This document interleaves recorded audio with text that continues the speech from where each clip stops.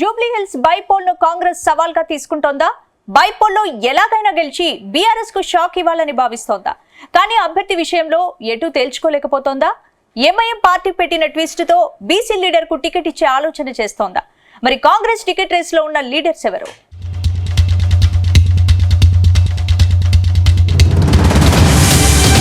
Jubilee Hills bypoll పై అధికార party దూకుడు పెంచింది.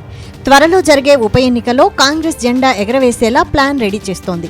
బీఆర్ఎస్ సిట్టింగ్ సీటులో పాగా వేసి కేసీఆర్ కు షాక్ ఇవ్వాలని సీఎం రేవంత్ రెడ్డి భావిస్తున్నారు. ఇందులో భాగంగా జూబ్లీహిల్స్ నియోజకవర్గంపై ప్రభుత్వం స్పెషల్ ఫోకస్ పెట్టింది. నియోజకవర్గంలో ప్రజా సమస్యలను వెంటనే పరిష్కరించేందుకు మంత్రులను రంగంలోకి దింపినట్టు తెలుస్తోంది.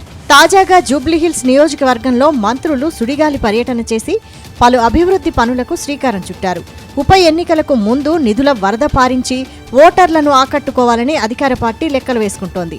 ఇప్పటికే జూబ్లీహిల్స్ లో 2 సార్లు కాంగ్రెస్ పార్టీ సర్వే చేసినట్టు తెలుస్తోంది.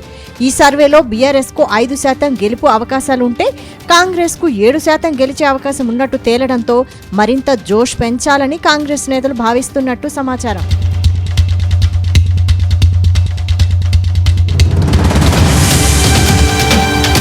గత అసెంబ్లీ ఎన్నికల్లో జూబ్లీహిల్స్ నియోజకవర్గంలో గులాబీ జెండా ఎగిరింది. అంతకుముందు 2014, 2018 ఎన్నికల్లోనూ మాగంటి గోపీనాథ్ అక్కడ విజయం సాధించారు. దాంతో జూబ్లీహిల్స్ నియోజకవర్గం గులాబీ పార్టీకి అడ్డాగా మారింది. అంతకు ముందు 2009 ఎన్నికల్లో మాత్రం జూబ్లీహిల్స్ నుంచి పీజేఆర్ కొడుకు విష్ణువర్ధన్ రెడ్డి ఘన విజయం సాధించారు. ఆ తర్వాత 2014 ఎన్నికల్లో ఆయన ఓడిపోయారు. ఇప్పుడు జూబ్లీహిల్స్ లో పాగా వేయాలని కాంగ్రెస్ పార్టీ కసరత్తు చేస్తోంది. ఇప్పటికే జూబ్లీహిల్స్ టికెట్ కోసం కాంగ్రెస్ పార్టీలో చాలా మంది లీడర్లు పోటీ పడుతున్నారు.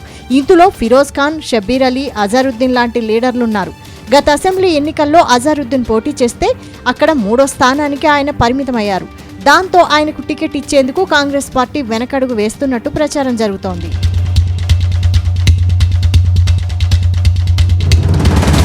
అయితే కాంగ్రెస్ పార్టీ ఈసారి మైనార్టీ లీడర్కు ఎమ్మెల్యే టికెట్ ఇవ్వకపోవచ్చనే టాక్ వినిపిస్తోంది. ఇందుకు కారణం ఎంఐఎం పార్టీనే అంటున్నారు. కాంగ్రెస్ పార్టీ మైనారిటీ నేతకు టికెట్ ఇవ్వొద్దని ఎంఐఎం కండిషన్ పెడుతున్నట్టు సమాచారం. మైనారిటీ లీడర్కు కాంగ్రెస్ టికెట్ దక్కితే ఆయనకు మంత్రి పదవి దక్కి కీలకంగా మారతారని ఎంఐఎం లీడర్లు అభిప్రాయంగా తెలుస్తోంది. అప్పుడు తమకు ప్రాధాన్యత తగ్గుతుందని భావిస్తోందట. అందుకే మైనారిటీ లీడర్కు కాకుండా మరో నేతకు పదవి ఇవ్వాలని కండిషన్ పెడుతున్నట్టు సమాచారం. దాంతో రూటు మార్చిన కాంగ్రెస్ పార్టీ బీసీ సామాజిక వర్గానికి చెందిన పలువురు నేతల పేర్లను పరిశీలిస్తున్నట్టు తెలుస్తోంది.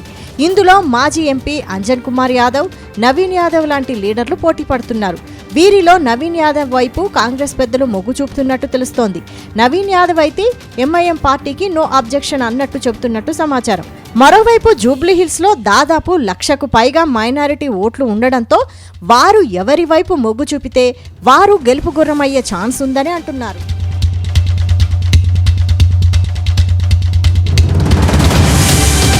మొత్తం మీద జూబ్లీహిల్స్ లో గెలుపును కాంగ్రెస్ ప్రతిష్టాత్మకంగా తీసుకుంటోంది.